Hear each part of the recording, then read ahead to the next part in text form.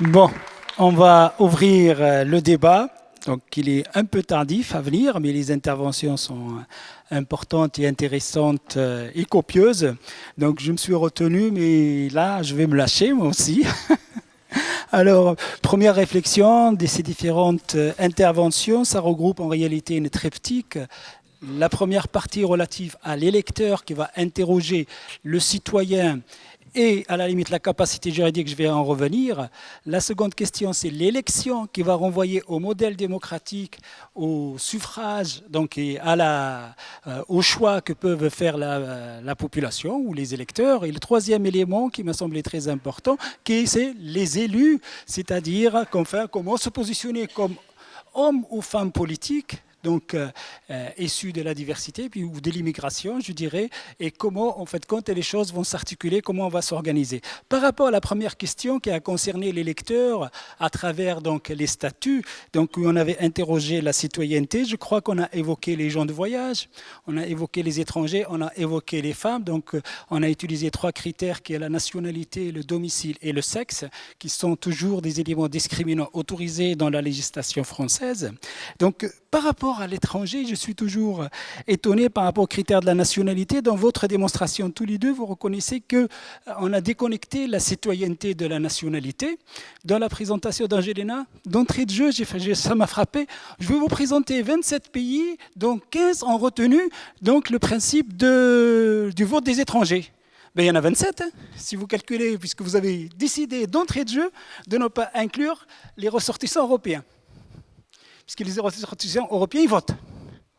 Donc ça veut dire que vous avez dépassé la nationalité française pour inclure la nationalité européenne dans cette démonstration citoyenneté européenne. Donc déjà, dans le cadre de la présentation, donc, on a l'idée de la nationalité doit être plus ou moins remise en question. Dans la démonstration qui a été évoquée, il y a des Français qui n'exercent pas le droit de vote alors qu'ils sont ressortissants français. Je pense aux majeurs protégés, aux personnes handicapées. Donc, je pense aux mineurs qui n'ont pas ce droit de vote. Donc, ça veut dire que la problématique de la nationalité, il faut la recouper avec la problématique de l'incapacité juridique. Et on a rendu incapables juridiquement les étrangers. Ils n'ont pas ce droit de vote. Ça veut dire qu'ils sont sujets de droit, mais ils n'ont pas le droit, la capacité d'exercer ce droit. Donc, nécessairement, la problématique de la nationalité, la relier directement donc, à la nationalité, ça me semble quelque chose à revoir. Donc, par rapport à cette question-là, il va falloir approfondir. Par rapport aux gens de voyage, c'est très intéressant parce que ça renvoie à l'idée de la nationalité, ça me semble très intéressant. Et la citoyenneté, mais qu'est-ce que la citoyenneté? Pourquoi on a introduit la citoyenneté? En droit, nous avons le sujet de droit, point barre. En réalité, la citoyenneté, ça renvoie à l'idée de définir les personnes en termes de droits et de devoirs et d'écarter les appartenances culturelles, donc à tous les niveaux régionaux. Donc, c'est-à-dire, c'est le mythe français de la République. Donc, ces appartenances-là reviennent. Elles reviennent dans le système français et elles interrogent. Pourquoi elles reviennent aujourd'hui? Elles reviennent parce que je crois que depuis les événements de 68, la révolution de 68, dirait, les mouvements sociaux, c'est eux qui font bouger la société française. C'est eux qui introduisent les problématiques des droits en fonction de ces appartenances qui sont écartées au titre de la citoyenneté, donc en termes de droits et de devoirs. Donc ça veut dire que nous sommes entrés dans un autre élan, dans un autre monde qui nous interpelle. Pourquoi bloquer que par rapport au droit de vote des étrangers? Ça me semble quelque chose de très important qu'on pourra aborder et que je laisserai bien sûr le public intervenir et questionner. La deuxième problématique qui m'avait interpellé, c'est juste pour vous dire, quand on a parlé des gens de voyage, c'est très intéressant. En France, il est interdit de définir une population, un public par ses origines. Donc nécessairement, le seul critère de définition était le domicile. C'est pour cela que vous avez des gens de voyage qui sont depuis plusieurs générations sédentarisés, on les appelle toujours gens de voyage. Cherchez le paradoxe, parce que derrière, bien sûr, on pense donc aux Tziganes, aux Manouches, et qui me semble assez intéressant, et Gitans et Roms. Donc voilà, donc ce sont des questions que je vais revenir par rapport à ces problématiques, par rapport à ce processus démocratique que j'ai entendu tout à l'heure, vous avez l'impression qu'il ne s'intercalise. C'est très intéressant parce qu'en réalité, la seule opposition et qui va faire l'objet d'une réforme, proposition de loi qui va intervenir sur le droit de vote des étrangers, c'est l'idée de la réciprocité. Et l'idée de réciprocité renvoie en fin de compte, on ne peut pas donner le droit de vote aux étrangers parce que leurs pays ne sont pas démocratiques. C'est ça l'idée de la réciprocité. Donc nécessairement que la démocratisation va interpeller, va faire bouger un certain nombre de personnes qui, au niveau du Parlement, vous savez, ça se situe aux alentours de 70 personnes pour arriver à ce vote qui peut être très intéressant en France pour l'avenir. Juste pour vous donner un sondage qui a été fait il y a plus d'1 an, le sondage, le droit de vote des étrangers était majoritaire. Basculement lors des élections, le droit de vote des étrangers est devenu minoritaire. Et récemment, il y a 1 mois et demi, ça s'est inversé. Le droit de vote des étrangers est devenu majoritaire à 60%. Est-ce que vous savez pourquoi? Parce qu'on n'a pas posé la même question. On leur a posé la question, les Européens qui ne sont pas de nationalité française ont le droit de vote. Est-ce que vous considérez que les étrangers des pays tiers, est-ce qu'ils peuvent exercer le droit de vote? Et les Français, ils ont dit d'accord. Donc ce que je veux dire par là, en fonction de la question qu'on pose, on peut obtenir le résultat que nous souhaitons. Donc nécessairement que les problématiques peuvent évoluer dans l'avenir. Donc ce qui fait que par rapport aux électeurs, je finis donc ma présentation, mes remarques, puisque je suis un discutant, donc j'ai le micro, je ne le donne pas tant que je n'ai pas fini. Ah, vous m'avez fait patienter 2h30. Troisième question par rapport aux élus. C'est très intéressant les exemples que vous avez montrés. Je suis d'accord sur la symbolique, la représentation. Vous avez présenté plus de femmes politiques que femmes élues. Donc, celles que nous avons vues, et c'était très intéressant. Donc, et ça veut dire qu'en fin de compte, nous avons l'ère Sarkozy que de 2007 à 2012, elle était beaucoup plus sur la symbolique et sur la désignation, donc que sur des femmes qui ont occupé le terrain, qui se sont battues par les élections. Aussi étrange que ça puisse paraître, ça c'est une conquête de la gauche qui ne s'est pas montrée, et la droite, elle joue sur la symbolique, donc en fin de compte de la désignation, et non pas par les élections. Donc ce qui fait que, mais ceci étant, il faut être femme politique pour être élu aussi. Donc ça veut dire qu'il faut investir, s'engager politiquement pour y arriver. Et c'est vrai que celles qui sont au niveau du terrain et qui se battent ne sont pas tellement visibles. Et je finis sur cette question, et en fin de compte, c'est une manipulation des politiques aujourd'hui. Les femmes issues de la diversité occupent la place, sinon pas parce qu'elles viennent de la diversité, mais c'est pour combler les contraintes légales de la parité. Donc ça veut dire que les femmes arrivent dans la politique issue de l'immigration au nom de la parité et non pas au nom de la diversité. Donc on fait double coup. On répond à l'obligation légale de la parité et en fin de compte, on répond à la diversité. Comment on n'a pas... On a beaucoup plus l'émergence de femmes dans la politique que des hommes issus de l'immigration dans la politique. Donc, alors qu'ils sont plus nombreux dans le champ politique, il ne faut pas l'oublier. Donc, ce qui m'amène un tout petit peu à dire qu'aujourd'hui, il y a une gestion donc de cette logique de la parité, de la diversité sous l'angle de la contrainte. Et je finis et je conclus à mon niveau. Au niveau de la diversité, ça a été avorté en France. On a voulu l'inclure dans la Constitution, dans le préambule de la Constitution française en 2007.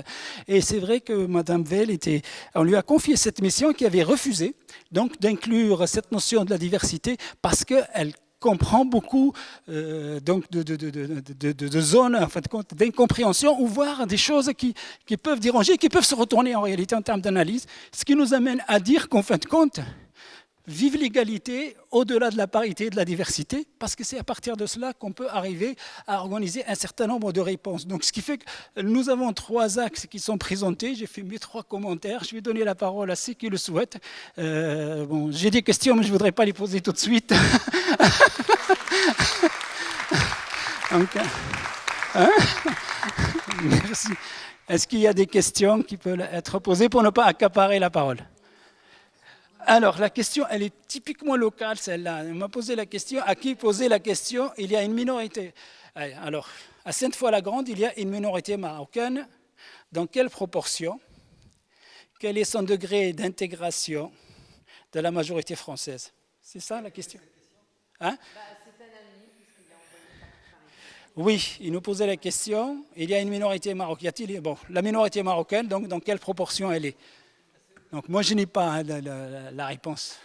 Moi, je l'ai en ce sens que la légalité ne permet pas de faire de recensement de gens en fonction de leur ethnie, de leur origine ou éventuellement de leur appartenance à un État. Ah si, de la nationalité, oui. Heureusement d'ailleurs, puisqu'il y a des gens qui sont rentrés dans le projet je dirais, de la population française de manière spontanée et naturelle, ce qui me donne ça l'opportunité de pouvoir désigner les gens en fonction de ce temps fort où ils accèdent à la naturalisation. C'est Sarkozy qui a entériné que ça soit festif, comme monsieur l'a souligné fortement, à savoir que c'est médiatisé, à savoir qu'on commence à faire un recensement implicite. C'est-à-dire que vous pouvez très bien vous retrouver dans une salle de préfecture en présence de gens qui ont demandé la naturalisation et qui ont eu une suite favorable, et vous pouvez les décompter tous les ans, à l'insu du système. Oui, vous pouvez compter les gens qui sont présents dans la salle, qui ont accédé à la nationalité française par département, tous les ans. On peut poser la question ici ce soir, dans cette salle. Moi, je vous avoue. C'est pas l'objet de cette rencontre, si j'ai bien compris. C'est un acte individuel, intime, privé. Je pense que, heureusement, que c'est là et que ça continue comme ça. Quant à la présence de la communauté marocaine, je ne pense pas qu'on désigne les gens selon leur origine dans la rue. Quand on est dehors, moi j'ai appris quelque chose d'exceptionnel. C'est qu'un jour, je me suis retrouvée dans le cadre de mes fonctions électives. J'étais adjointe au maire à un portefeuille qui va vous étonner. J'étais à la tranquillité de Très bien. Je me suis retrouvée avec des autorités de gendarmerie, de justice et de police, et moi je suis grise. Qu'est-ce que ça veut dire? Ça veut dire que je suis maghrébine d'origine. Les maghrébins, c'est les gris. Il y a les noirs, il y a les gris, et il y a les bleus. Donc il y a des gens qu'on n'arrive pas à positionner. Je vous laisse deviner. Alors, il y a d'autres questions? Oui.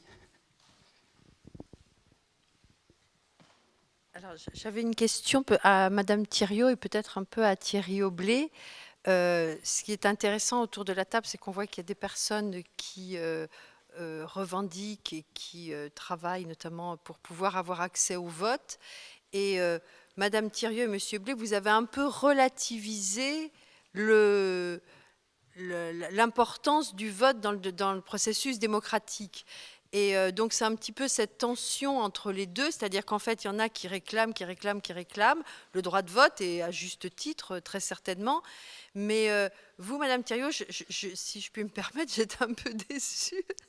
J'ai beaucoup apprécié votre intervention, mais j'étais un petit peu déçue par la conclusion, parce que finalement, vous disiez peut-être que dans le cas de la révolution arabe ou de la révolution égyptienne, il faut passer par un apprentissage, alors que moi, je me disais que peut-être vous alliez conclure sur le fait que le processus électif, même si c'est, évidemment, on va toujours dire la même chose, une condition nécessaire mais non suffisante, et aujourd'hui, il faut peut-être approfondir ça et trouver. Alors, Monsieur Aublet a sorti enfin, sorti, le terme n'est pas, mais vous avez exprimé des idées que je n'ai pas forcément toutes retenues sur des nouvelles citoyennetés, sur des nouveaux moyens de faire de la démocratie, en fait. Alors, je voulais savoir si vous n'avez pas envie d'aller plus loin, peut-être sur cette relativité du processus électoral, notamment dans un contexte révolutionnaire de renversement d'une dictature, et peut-être se dire qu'il y a d'autres éléments qui rentrent en ligne de compte, comme les partis politiques, comme les médias, comme l'éducation, comme d'autres formes de représentation. Voilà, c'était ma question.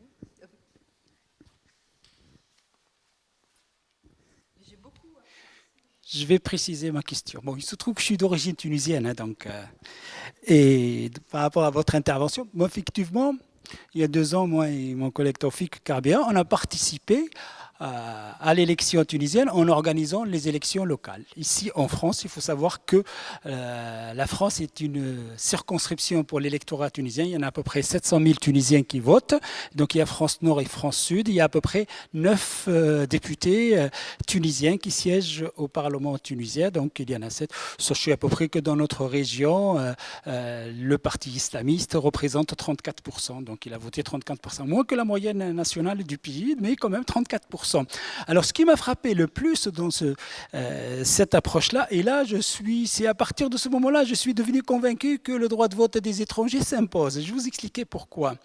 Parce qu'à partir du moment où il va y avoir une représentativité concurrente par rapport au modèle démocratique qui s'implante par rapport à ces pays, par rapport à des étrangers qui sont ici, qui sont étrangers ou binationaux, ceux qui votent. Donc, moi, il m'a semblé très important de leur dire que dans le pays où vous vivez, vous exercez ce droit de vote, ils n'ont pas à vivre sur un temps de vote au pays, des gens qui vont vous représenter, qui vont parler en votre nom dans votre pays. Vous êtes des absents, puisque là, je rejoins Sayed, alors qu'ici, localement, ils n'ont pas ce droit de vote. Moi, il me semble qu'il faut interroger la synergie et la responsabilité du vote local et le vote par rapport au pays, mais encore faut-il que ce droit de vote existe pour eux ici. Donc moi je suis persuadé que si on voudrait travailler un tout petit peu cette question, ça me semble essentiel. On a parlé des islamistes, je tiens un tout petit peu à préciser quelques éléments. C'est vrai qu'il y avait un arrêt dans l'approche démocratique des pays du Maghreb et donc du Moyen-Orient à partir du moment où en 2001 il y avait des actes terroristes, effectivement,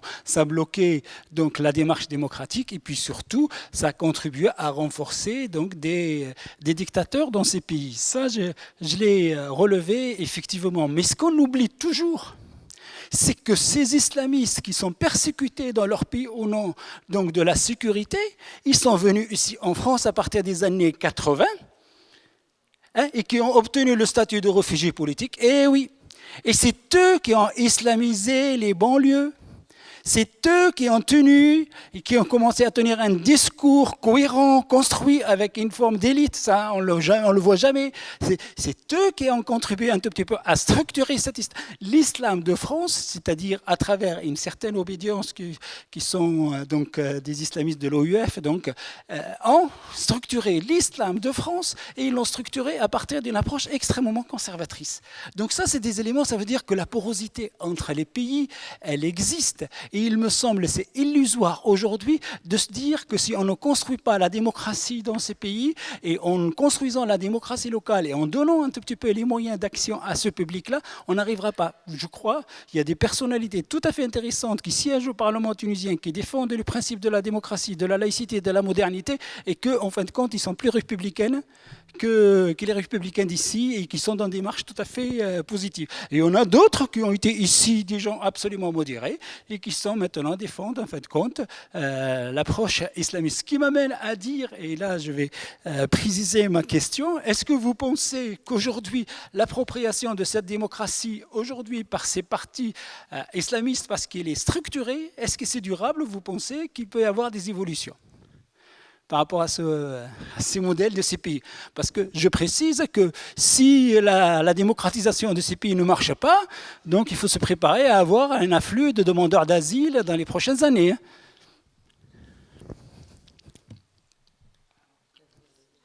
Oui.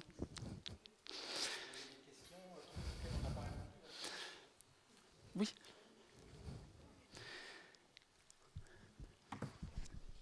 Bien, je vous remercie. J'avais très largement squeezé ma conclusion, ayant très mal géré mon temps. Donc effectivement, c'était un petit peu minable, je suis d'accord. D'accord. Ce que je voulais dire avec l'idée de la démocratie ou de l'élection qui s'apprivoise, c'est tout ce processus par lequel effectivement on va se saisir de ce dispositif pour se faire entendre. Les études ont montré, en Égypte comme en Tunisie, que les gens qui ont été élus, alors j'ai pas les éléments spécifiques pour effectivement les Tunisiens de l'étranger qui ont été élus, mais pour les gens qui ont été élus, que ce soit en Égypte ou en Tunisie, ils l'ont été sur une modalité qui a été ce qu'on appellerait nous du clientélisme. C'est-à-dire que ce sont des élus sécurité sociale, ce sont des élus entrepreneurs économiques, entrepreneurs sociaux, qui ont été favorisés par le vote et par l'élection. Je ne dis pas ça pour dénigrer ou pour remettre en cause la qualité de ces gens ou la réalité même de ce lien représentatif. Je suis même persuadée que ce n'est pas des choses qui sont très différentes de ce que l'on pratique.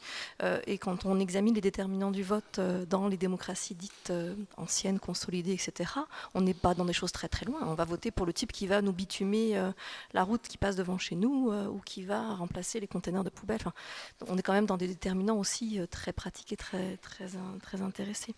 Alors j'ai donné l'impression d'être négatif sans doute, mais les études montrent par ailleurs que quelle que soit la nature réelle du régime, y compris dans des régimes où on sait qu'on n'aura aucune chance par les élections de renverser le dirigeant en place, où l'alternance ne sera jamais possible, les études ont montré qu'il y a une dimension performative de l'élection.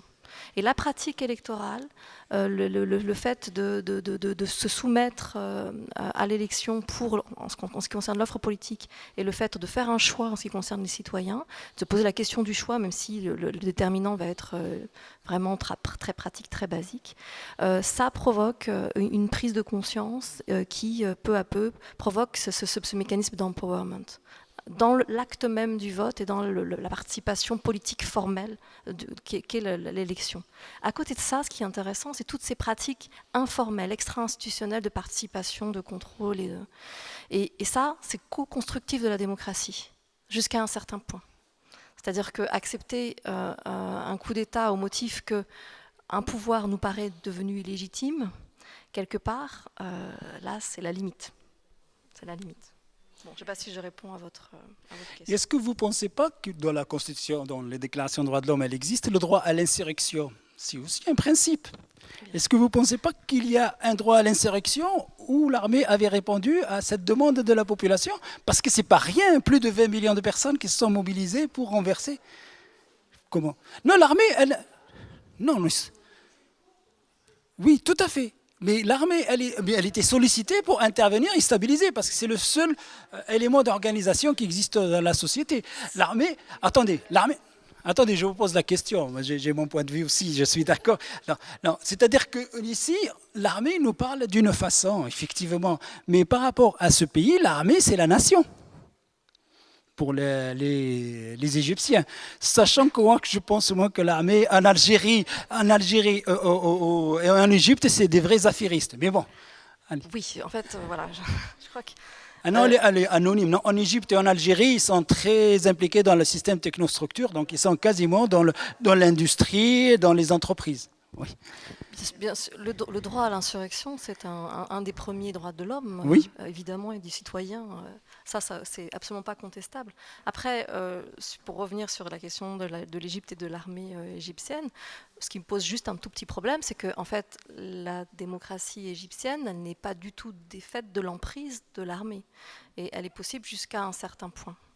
Donc là, je crois qu'on touche une limite effectivement, les intérêts très spécifiques des militaires, pas de l'institution, pas des forces armées en elles-mêmes, mais des militaires égyptiens, sont un obstacle qui, pour l'instant, est incontournable.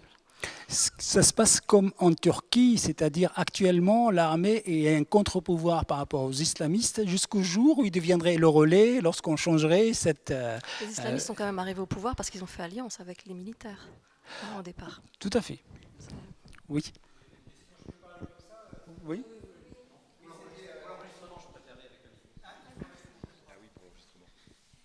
Je me rappelle, c'est Le Botterf. Voilà, madame. Question à Madame Le Botterf, mais aussi à Angelina Etiamble. Vous avez dit la phrase suivante en parlant des femmes en politique. À travers ces corps choisis, il n'y a pas d'innocence. Le corps est un réceptacle. Pour avoir le pouvoir sur la minorité visible, choisissons des femmes belles et politiques intelligentes. Et après, vous avez dit quelque chose de fort intéressant qui consiste à dire ces femmes peuvent tirer profit de leur position pour organiser un duel entre femmes et hommes, hein, ce que vous avez dit. Donc là, en vous référant à Foucault, technologie du genre, est-ce qu'on peut imaginer à ce moment-là qu'il y ait des situations qui soient des situations qui se renversent, peut-être dans les conditions qui ont été dites, de femmes qui n'ont pas été simplement désignées par le pouvoir politique, comme ça a été le cas en Espagne, pour faire la parité dans le gouvernement, mais parce qu'elles sont vraiment élues du terrain. Et là, on peut citer quand même Najat Vallaud-Belkacem, qui est une élue locale, et qui justement, de ce point de vue-là, est peut-être la nouvelle génération de ces personnes qui vont pouvoir utiliser et retourner le stigmate pour en faire une position politique forte. Moi, je me suis autorisé un propos, je vous ai dit qu'ils se passe quelque chose au sein de la République française. Je pense que nous vivons une transition qui consiste justement à, je dirais, s'arrêter sur la composition de ces appareils qui nous dirigent pour qu'ils puissent soit être représentatifs, je dirais, de manière numérique de ce qui composerait, entre guillemets, la société, soit ce sont des projets avortés, et c'est la raison pour laquelle on pourrait expliquer dans une certaine mesure le rejet de ces appareils politiques qui gèrent la chose publique. J'ai pas eu le temps, parce que les 18 minutes étaient assez courtes, mais si j'ai choisi le cas Dati, c'est qu'il est d'une lecture polysémique. Madame Dati est une personnalité qui a eu un itinéraire, je dirais, très ambitieux, c'est le cas de le dire. En revanche, sa nomination est un événement historique.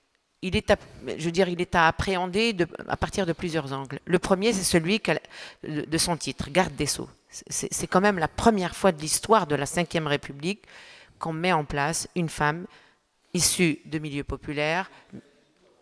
Pardon ?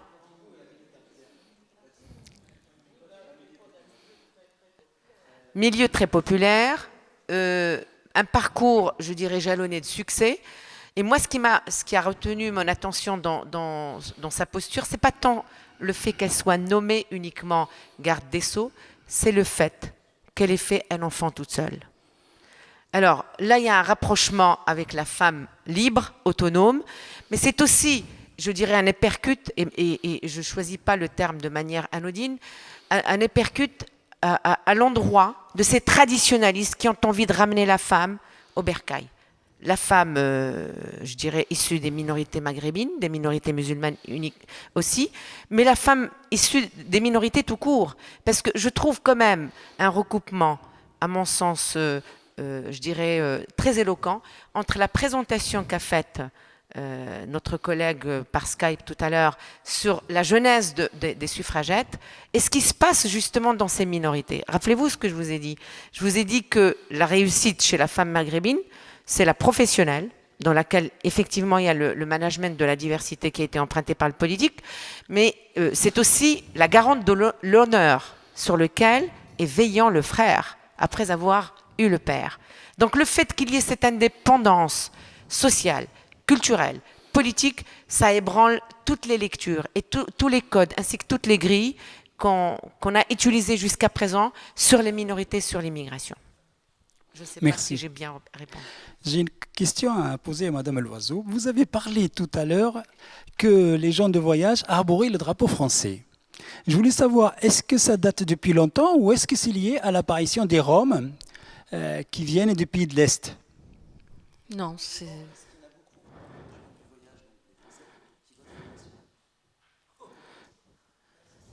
Alors, sur le vote, il n'y a pas beaucoup de... Oui, non, par contre, c'est pas forcément, ça se manifeste pas forcément sous forme de vote. Oui. Mais bien sûr qu'il y a des propos racistes, si c'est ça dont vous voulez parler, voilà, très clairement, dans certaines communautés, bien entendu, quoi. En fait, ils invoquent souvent le fait qu'on ait fait des logements pour les immigrés, alors que eux, on ne prenne pas en compte leurs besoins d'accueil. Voilà. C'est pas spécifique aux gens de voyage. Non, mais enfin bon, voilà, moi c'est ce que j'entends sur le terrain. Après, voilà quoi. Ça se manifeste pas forcément sous forme de vote, par contre. Tout à fait. Là, moi là-dessus. Il y en a certains qui par exemple, bon, cette semaine j'en ai discuté avec certains donc, qui étaient installés sur des stades de foot qui appartiennent à Nicolin à Montpellier, et qui me disaient que donc, un d'entre eux, par exemple, avait fait une demande de sa carte de vote pour les dernières présidentielles, et il avait reçu une réponse de la mairie qui disait oui, c'est en cours, etc., etc., sauf qu'il avait reçu sa carte après les élections. Enfin voilà, bon après, pas être suspecte, mais... Donc sur les drapeaux français, non, c'était quand même avant, mais ceci dit, effectivement, ça a peut-être renforcé, mais c'était... non, il y a vraiment en fait ce sentiment sans cesse, sans que les Roms ne soient là, de vouloir se justifier d'une nationalité française. Voilà. Après, effectivement, ça peut être invoqué et décuplé quand on a les amalgames qu'on entend. Dans le département où vous intervenez, est-ce qu'il y a des élus gens de voyage? Je vous parlerai plutôt de la France, tout simplement. Oui, il n'y en a pas. Bien sûr que non. Enfin, je pense que ça découle de tout ce que j'ai expliqué. Élus, gens de voyage. Gens donc du voyage des gens... Bah, très bien. D'accord. Non, mais sur la mobilisation politique, la France a un énorme retard au niveau européen, hein, ça c'est clair, ne serait-ce que par rapport à l'Espagne où il y a toute une mobilisation. En Espagne, il y a une grosse tendance.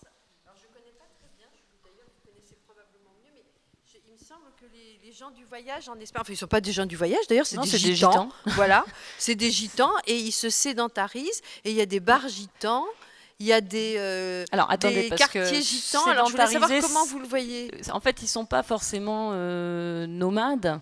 Hein, donc là, nous, il ne faut pas oublier qu'on est dans un pays qui a quand même cultivé énormément et jusqu'à un point de l'ancrer dans l'administration, donc de ce mythe du nomadisme associé aux populations de Tziganes. Vous allez en Roumanie, vous avez des villages Tziganes, des villages roms. En Espagne, ils ont très peu nomadisé, hein, si vous regardez l'histoire, finalement. Ils ont été très très vite, dès le 15e, 16e siècle, on a eu des déportations aux Amériques et tout un tas de choses.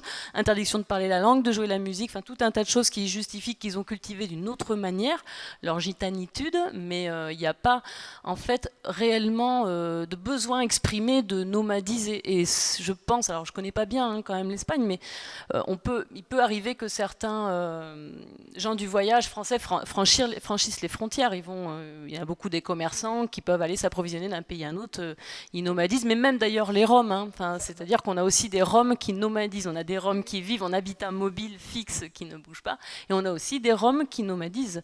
Voilà, mais ce n'est pas forcément des gens, par exemple en Espagne, ceux qui vivent en caravane en Espagne, qui ont la nationalité justement espagnole aussi. Hein, voilà. Quand on parle des gitans espagnols, on parle des gitans sédentaires qui vivent dans les quartiers qui sont les voisins. À Madrid. Bon, moi, pour mon département, puisque vous évoquiez, justement, c'est une des difficultés, c'est-à-dire que dans mon département, on est énormément de gitans sédentaires dans les quartiers, donc tout le pourtour de la Méditerranée, de Marseille à Perpignan, dans tous les villages, Agde, Sète, Béziers, enfin voilà, toutes les villes, Montpellier, vous avez sur Arles, enfin voilà, tout le pourtour de la Méditerranée des quartiers gitans, ce qui fait que pour les populations locales, moi j'ai vécu 7 ans à Bordeaux, enfin je viens de l'ouest de la France, donc la figure du nomade, je trouve qu'elle existe quand même, il y a quelque chose. On sait que le nomade, il existe, qu'il peut aller, venir. Il avait un rôle aussi au moment, avant-guerre. Enfin voilà. Mais c'est vrai que dans le sud, finalement, on s'est presque cantonné, je dirais, au niveau des politiques locales, à traiter plutôt des problématiques, notamment de logement, hein, des gitans sédentaires et d'insertion, etc., etc. Mais on ne va pas jusqu'aux voyageurs. Et on a d'énormes difficultés. Enfin moi, quand je suis arrivée, j'étais assez sidérée de voir à quel point les politiques locales, les populations là-bas du Sud, en fait, n'ont pas cette image du genre du voyage, finalement. Ils ont l'image du gitan. Ils ont aujourd'hui l'image du Rome qui revient, mais le genre du voyage en tant que tel, finalement, si on pouvait, ils l'occultent de manière presque inconsciente, finalement. Hein, c'est vrai qu'on va les laisser s'installer, on va engager des procédures, etc. Mais c'est vrai qu'il y a par exemple sur Montpellier une association qui s'appelle Apage Centre Gitan qui existe depuis 50 ans, qui était là pour éduquer les gitans, alors avec toute une tradition d'insertion, éducation, et qui était une école gitane en fait pour les femmes gitanes et qui existe encore aujourd'hui. Voilà, donc ça existe. Mais par contre, des associations qui favorise ou travaille à l'insertion des gens du voyage, mise en œuvre de la loi Besson, etc., etc. Ça, c'est vraiment pas du tout. On n'a pas d'association de ce type-là dans le Sud. On en a dans tout l'Ouest. On en a sur Lyon, on en a un peu partout en France, mais pas dans le Sud. Très peu. On a Rencontre Tzigane à Marseille qui fait un peu ça, mais sans professionnalisation, pas de travailleurs sociaux ou ce genre de choses. Voilà. Moi, je voudrais dire que sous le vocable de gens du voyage, on recouvre des personnes très différentes dans des conditions de vie très différentes. Parce qu'il y a d'une part les forains, qui sont des gens qui ont généralement un point fixe où ils vont l'hiver et qui voyagent le reste de l'année. Il y a des commerçants ambulants. Il y a aussi des travailleurs saisonniers. Et il y a maintenant une nouvelle catégorie qu'on pourrait dire aussi gens du voyage. C'est des gens qui travaillent, qui gagnent normalement, mais qui n'ont plus les moyens de se loger et qui vivent dans leur voiture. Et ce sont aussi des gens qui ne sont pas désociabilisés comme les vrais SDF, mais qui, dans le même temps, ne sont plus non plus aptes à voter quelque part parce qu'ils n'ont plus d'adresse. Alors, je vais porter le discours des gens du voyage qui ne sont pas représentés là, donc qui vous répondraient que, parce que étant en quête de reconnaissance et d'une légitimité, voilà, d'une reconnaissance finalement ethnique, hein, à la fois imposée, enfin ça a été un jeu perpétuel entre l'État et cette minorité. Les gens auxquels vous faites référence finalement ne sont pas des gens du voyage, hein. Donc si on regarde les gens du voyage, ils regardent simplement la loi Besson dédiée à l'accueil et l'habitat des gens du voyage. Article 1, les personnes désignées comme étant gens du voyage sont les personnes dont l'habitat traditionnel est constitué de résidences mobiles. C'est ça, la seule définition qu'on ait, on va dire, juridique, qui peut être combinée avec la définition de la loi de 69 dont je vous ai parlé un peu, qui désigne les personnes qui ont une activité ambulante et qui doivent voyager du fait de leur activité ambulante plus de 6 mois de l'année. Donc en fait, en combinant ces deux éléments, on a les conditions d'accès à l'aire d'accueil, qui est l'équipement public dédié à cette catégorie de population. Attention, effectivement, et je vous rejoins parfaitement sur le fait qu'on a une diversité de niveaux sociaux, de statuts sociaux au sein des gens du voyage, évidemment, c'est clair. Il y a des gens qui n'ont pas les moyens de voyager, qui sont des gens du voyage, qui ont cet habitat traditionnel, qui ont cette histoire en fait. Voilà. Après, il y a d'autres mouvements, et effectivement, vous touchez du doigt vraiment la problématique à laquelle on est confronté aujourd'hui, en créant des équipements spécifiques dédiés à une population ethniquement marquée, hein, et auxquels on va réserver un accès voilà, ethnique, alors que des gens qui sont en train de se précariser aujourd'hui, qui choisissent de quitter l'emprunt à vie pour s'acheter une maison et prendre un mobil-home ou un habitat type caravane parce qu'ils n'ont pas d'autres possibilités et qui voudraient s'installer sur une aire d'accueil de gens du voyage, se heurtent à un rejet, mais qui n'est pas forcément, à la limite juridiquement, il suffirait qu'ils prennent un titre de circulation. Et le tour serait joué. Et on peut s'amuser, enfin, il y en a qui le font quelque part, je veux dire, provoquer ce système qui a été instauré et qu'on peut démonter de toutes parts. Je veux dire, qu'est-ce qu'on est en train de construire là, hein. Moi, vraiment, sur le fond, il y a un vrai problème. C'est-à-dire qu'on assigne à résidence une population ethnique qui n'aura pas le droit de citer en dehors de ces équipements dès lors qu'ils seront tous réalisés. C'est aussi ça. Donc, quelle diversité sur ces équipements publics. Je veux dire, elle n'est pas fabriquée en tout cas par le législateur. Elle n'est pas encouragée pour l'instant. Bon, je suis obligé de clôturer parce qu'il y a un film qui est projeté, que déjà nous sommes en retard et nous envoyer. Je suis vraiment désolé, mais sinon j'aurais prolongé la discussion. On remercie tous les intervenants et tout le public qui a participé avec nous. Merci beaucoup. Merci.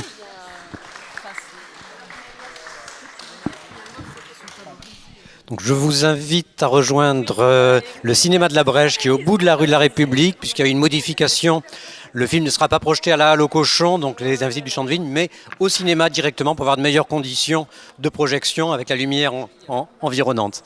Donc les Invisibles du Champ de Vigne, ça sera suivi de Mechti avec le réalisateur Jean-Claude Chessial qui est arrivé tout à l'heure et avec un débat. On fera un petit break ensuite et ensuite on abordera avec Nicolas Eprendre qui présentera La Passion du Monde, Élisée Reclus dans la suite pour la soirée. Donc direction rue de la République, au bout, le cinéma de la Brèche. C'est un court-métrage, oui, sinon c'est pas trop long. Il y aura une improvisation théâtrale d'ailleurs à la fin.